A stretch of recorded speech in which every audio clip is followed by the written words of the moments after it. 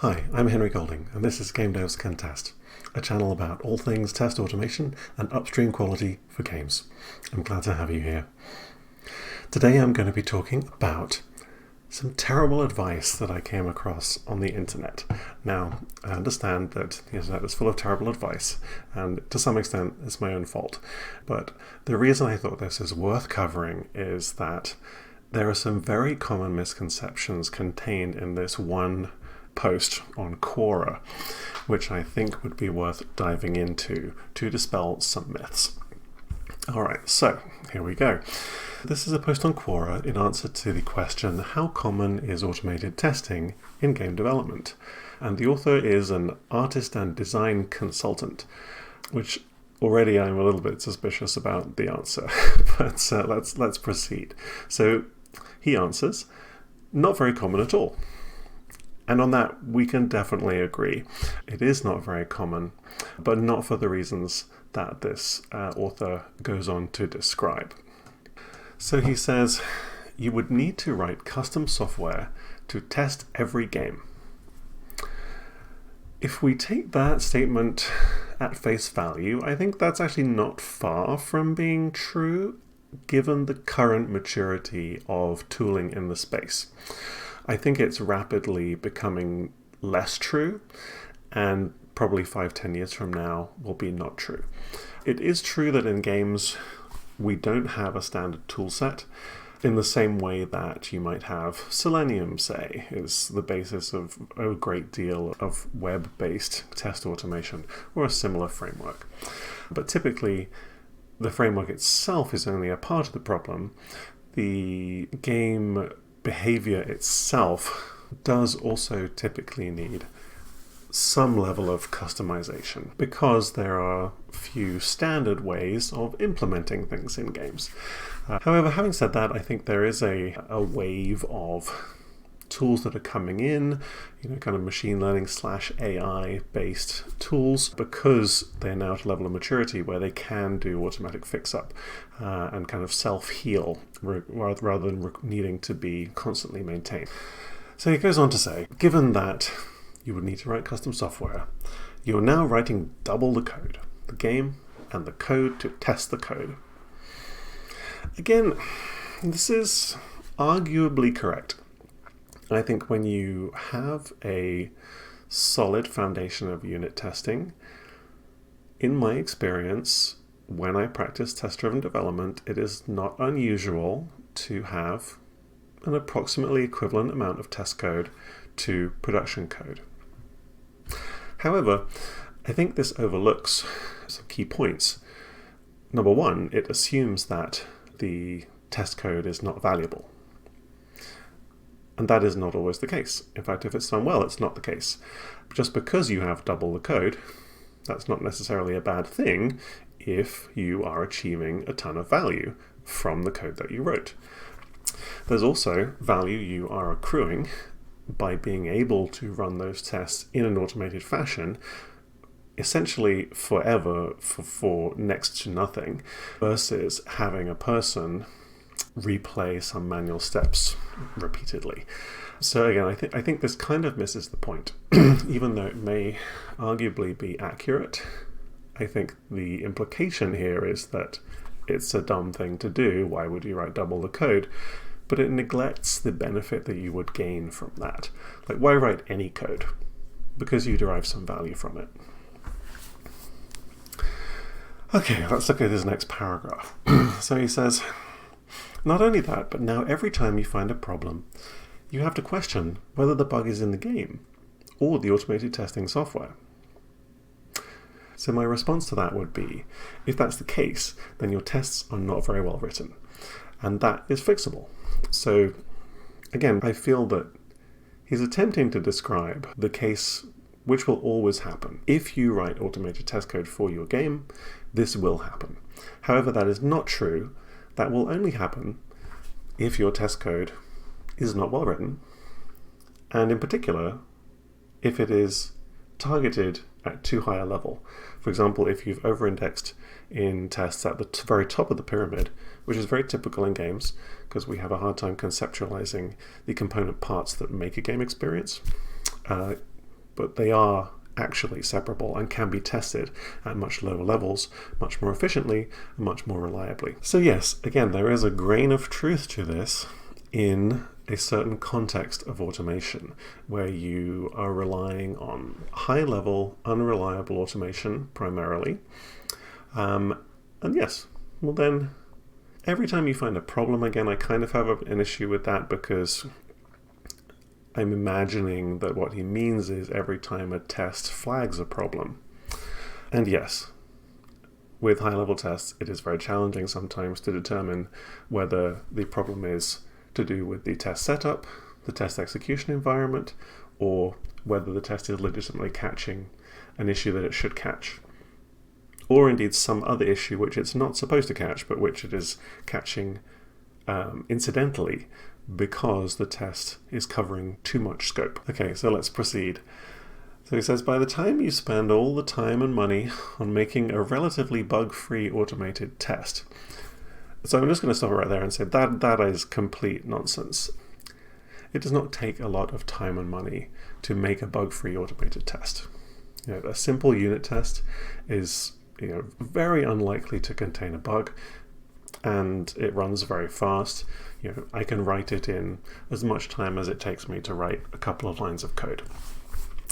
Now, again, I imagine that this author is thinking in the context of automated testing means high-level automation that drives the entire game through its paces, often from an external harness. And yes, that can be challenging, but again, it depends. You can do this in a way where it's much less likely that you'll encounter problems like this. And you can also do it in a way where it's much more likely. And a lot of that obviously comes down to the skill and knowledge of the people implementing those tests, and the environment the tests are being executed in, and the wider development context that is in place at the studio. For example, are you running builds on every commit, and are you running tests on those builds, and are developers getting feedback within 30 minutes, say? Or are you running things, at the weekend and then logging bugs, and then maybe 4 weeks later someone's looking at it? I think there's such a broad spectrum of ways that this can happen that this is a vast oversimplification, and I would dare say even a straw man. Okay, so I jumped straight into that because I took exception to that sentence about spending time and money. But so by the time you spend all the time and money on making a relatively bug-free automated test, you could have just hired some kid for minimum wage to test the game and give detailed notes on the problems he finds. Okay, so setting aside the pronouns, I think that this answer was not written, in 1985. So it doesn't really have any excuse for this. But the days when you hire some kid for minimum wage to do testing, I think are long gone. I suspect the modern equivalent might be you would hire some outsourcing company based in a country with a lower cost of living to provide the equivalent of some kid. But even still, those companies have reputations to maintain. They don't just let any idiot do testing. Having said that, even setting that aside, let's say we do hire some kid for minimum wage. At the scale of modern game development, hiring some kid for minimum wage is still incredibly expensive if you have to hire like hundreds of them and you have to pay them for their time to perform repetitive manual testing over and over and over again every single day. And you only are adding more and more content, more and more code, more scope to the title as it continues throughout its life. A game that, let's say, is 5 years old. Imagine all the testing hours that have gone into that. At some point, even some kid for minimum wage is vastly more expensive than a very highly paid programmer spending 30 seconds writing a test. I'm really kind of harping on this because I think this is a very key misunderstanding about the economics of QA. QA is not cheap anymore. You know, in the 80s, maybe you would get someone off the street and they would give you detailed notes on the problems they find, you know, like tighten up the graphics. But, you know, those days are definitely over. It requires, you know, skill and training to do a good job as a manual tester. There, you know, it's a whole discipline to itself. There is a career progression within it. And by the way, you know, automating tests by no means obviates the need for manual testers to exist. You know, they are humans, and they have, you know, incredible capabilities. The challenge is that often those capabilities are not used because they are simply leveraged as human computers rather than, you know, thinking, feeling, intelligent human beings who are capable of, you know, qualitatively evaluating the experience of the game. And so, you know, to me, it's actually inhumane to be asking, you know, real humans to be spending time performing repetitive functional testing when a computer could be doing it. Okay, so let's carry on. So he says, automated testing only makes sense if you need to test large quantities of something, like a physical object, that all need to pass the same stress tests.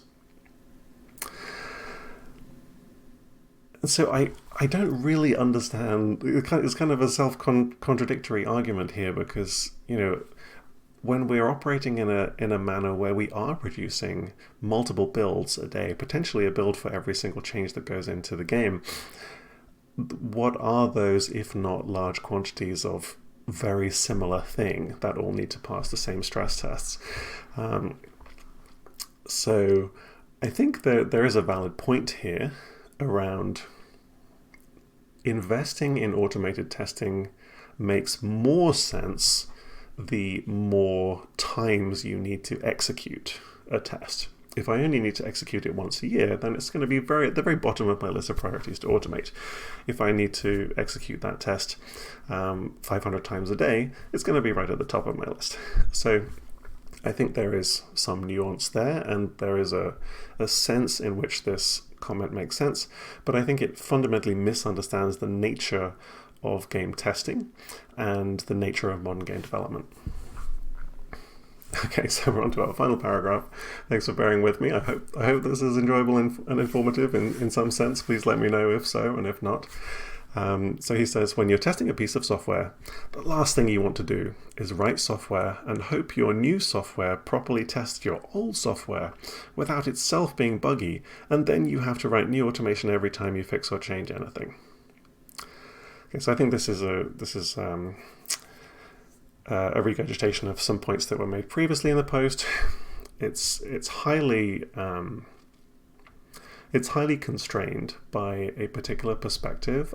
I'm guessing this person has never seen automation done well, and I will acknowledge that this is a situation you can find yourself in, but it would be a big mistake to then infer that every game test automation effort inherently results in this outcome.